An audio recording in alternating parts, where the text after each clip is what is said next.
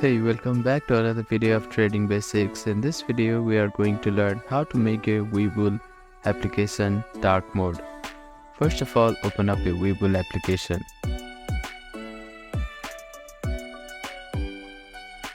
Now, go to the settings icon, which is at the bottom left corner of your screen.